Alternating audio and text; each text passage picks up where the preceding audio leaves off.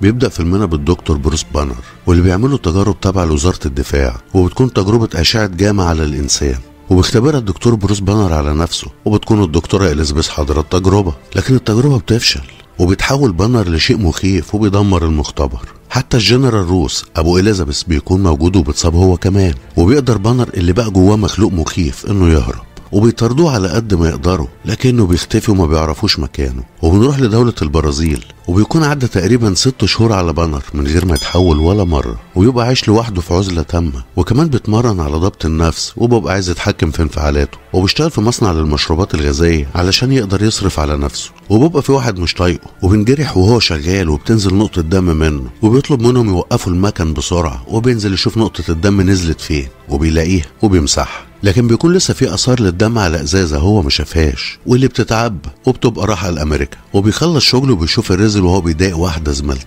فبيروح وبيقول لها يلا علشان يروحوا، لكنه بيترازل عليه وبيقول له نفض لنفسك يا برنس، وبيبقى عايز يتخانق معاه، وبانر بيحذره وبيقول له بلاش انه يضايقه علشان النهايه مش هتعجبه، لكن المدير بيتدخل وبيبعدهم عن بعض، وبيكون موصي واحد على انه يجيب له زهره معينه كان الدكتور بلو اللي هو بيراسله ومعرفه على حالته وصاه بيها، وبيعرفوا انه لقى الزهره اللي كان قال له عليها، فبيقول له يصنع المستحضر بتاعها وياخد كميه كبيره ويستخدمها. وفعلا بيبدا ان هو يستخرج خلاصه زيوت الزهره دي، وبياخد عينه دم منه واللي بتكون مشبعه باشعه جاما، وبيضيف عليها المستحضر بتاعه، والثواني بيرجع دمه لطبيعته قبل ما اللون الاخضر يرجع وبقوه. وبيعرف دكتور بلو ان التجربه فشلت، فبقول له يبقى لازم ان هم يتقابلوا، لكنه بيعرف انه صعب انه يرجع تاني، فبقول له يبقى اضعف الايمان انك تبعت لي عينه دم منه.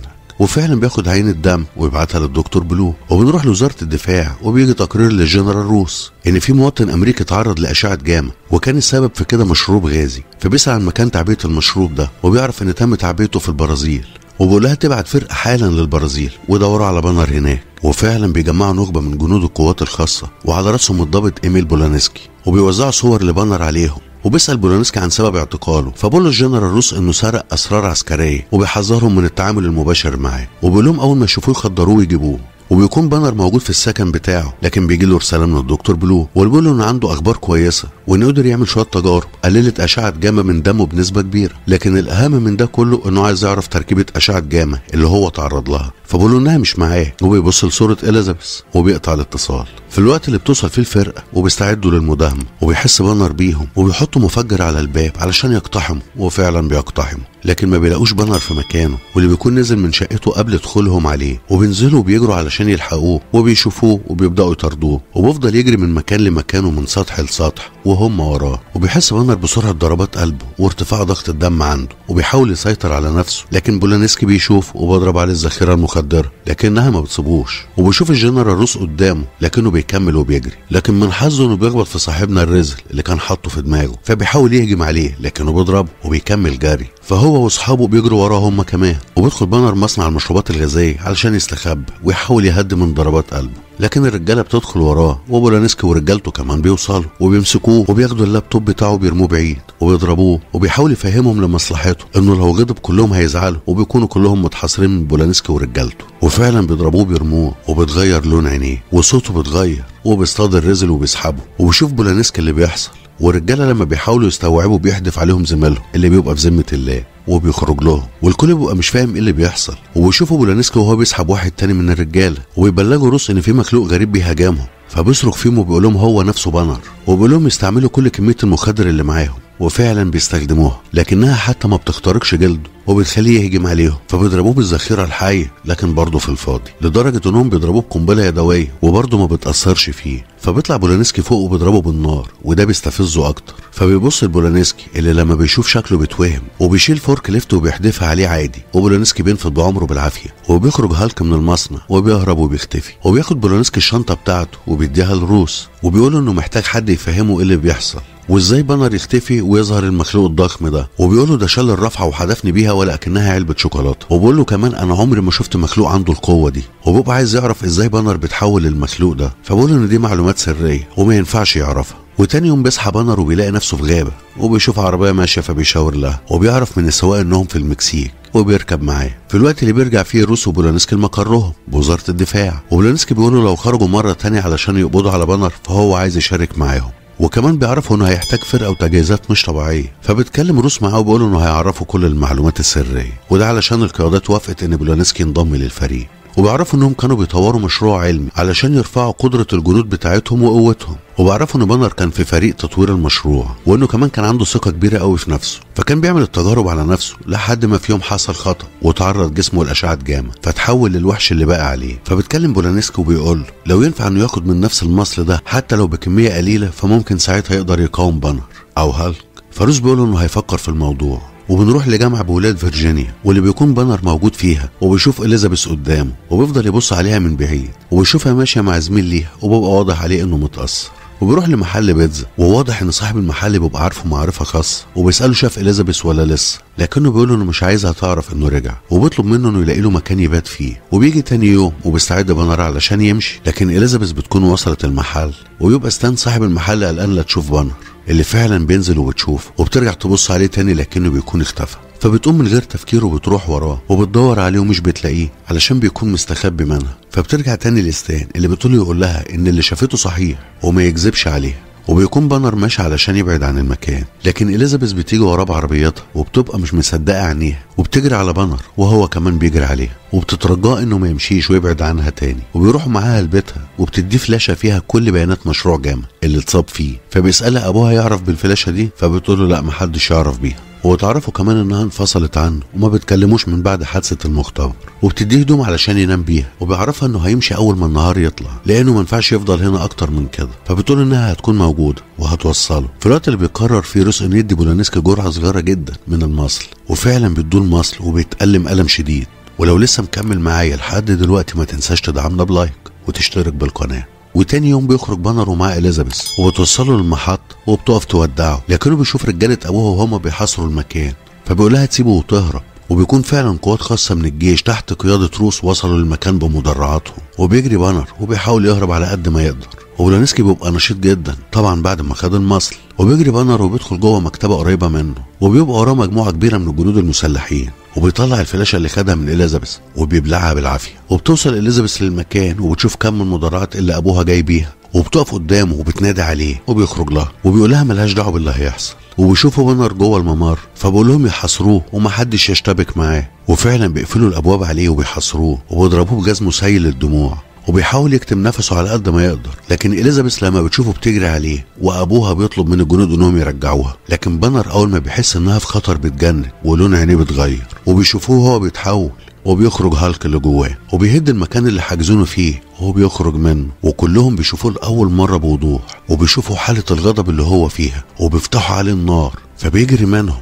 لكن مدرعة بتتدخل وبتفتح عليه النار هي كمان، فبيديها كتف قانوني وبيجيبها على جنبها وبيدمر واحدة تانية، وبيفضل يكسر فيها من غضبه، وبيحدف الموتور بتاعها وبيدمر بيه 2 تانيين. وروس بيدي بولانسكي الامر بالتدخل، وبياخد قاذفه القنابل وبيروح علشان يتعامل معاه وبيضربه بيها، لكنه ما بتاثرش. وبيمسك قطعتين من الفولاذ وبيعملهم زي ضرع يحمي بيه نفسه، وبيبقى واضح القوه اللي بقى بولانسكي بيتمتع بيها، وبيتفادى اي هجوم من هالك بخفه وبسرعه. وروس بيتكلم مع نفسه بيقول ان المصل جاب نتيجه وانه قادر انه يتعامل مع هالك. وبيستدرجوا بولانسكي لأجهزة الموجات الصوتية العالية، وبيجري بأقصى سرعة وهالك بيجري وراه، وبيقع فعلا هالك في الفخ. وبيبقى واضح ان الموجات الصوتية مأثرة عليه وبتأذيه. فإليزابيث بتتوسل لأبوها انه ما يأذوهوش أكتر من كده، لكنه بيبعدها عنه. وبرضه هالك لما بيحس انها في خطر بيجمع نفسه وبيجمع قوته، وبيدمر أول عربية وبيقسمها نصين، وبيطير وبيدمر التانية. فبولانسكي بيرجع وبيضرب عليه النار مرة تانية، ولما ذاكرته بتخلص الغرور بياخده وبيقف قدام هالك وبقول له هو ده اخرك يا معلم. فهالك بيديله حته كده صغيره وبيلزقه في الشجر. ولما روس بيستنفذ كل اسلحته بيامرهم بالتراجع علشان في مروحيه جايه تكمل اللي بداوه، لكن إليزابيث بتروح له والمروحيه بتكون وصلت وبتفتح النار على هالك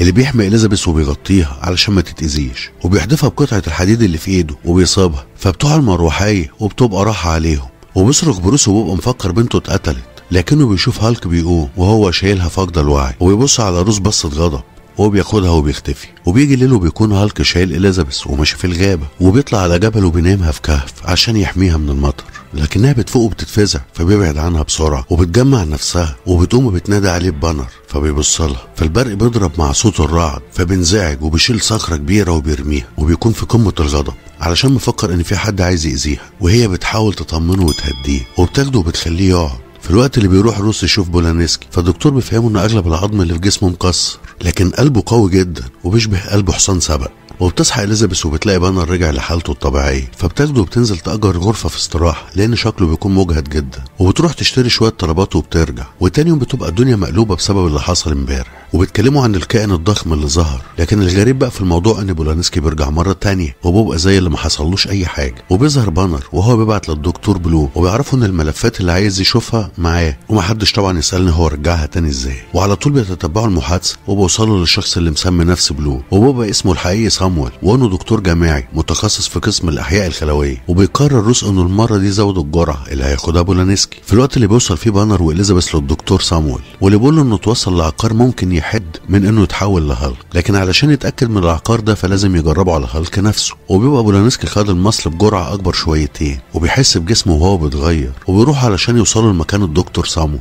اللي اكيد هيلاقوا بانر موجود عنده. واللي بيبقى في الوقت ده بيجهز معمله علشان ياخد عينه كبيره من الدم منه، وكمان يجهز المصل المضاد اللي هيديهوله. وبيحاول يأيد بانر بقوه علشان يبقى تحت السيطره، وبيعرضوا لشحنه كهربائيه علشان يزود انفعاله ويتحول لهالك. وفعلا ده اللي بيحصل. وبتقف اليزابيث وبتشوف بانر ازاي بيتحول لوحش، وطبعا صامويل هو كمان بيبقى مش مصدق اللي بيشوفه، وفعلا بيتحول بانر وبيبقى هالك، وبيبقى في حاله هياج. لكن اليزابيث بتطلع على صدره وبتحاول تهديه، وفعلا دكتور صامويل بيديله المصل وبيبدا هالك انه يهدى، وبانر بيرجع مره تانية. في الوقت اللي بتوصل فيه قوات روس وبتحوط المبنى اللي فيه بانر، لكن بولانسكي بيبقى متحمس على الاخر وعايز يقابل هالك باي شكل، وبيقدر القناص انه يسيب بانر بمخدر، وفعلا بيقع على الارض. في الوقت اللي بيوصل فيه بولانسكي وبيبقى عايز بانر يتحول باي شكل، لكن ده ما بيحصلش. وبياخدوا بانر وبيبقوا مأيدينه، وبتركب اليزابيث معاهم الطياره. لكن بولانسكي بيبقى لسه مع صامويل وبيهدده بالسلاح، وبيقول انه عايز ينقله الدم اللي خده من بانر. لكن صامويل بيحذره من خطوره اللي هيعمله، وانه ممكن يتحول لشيء مختلف عن هالك،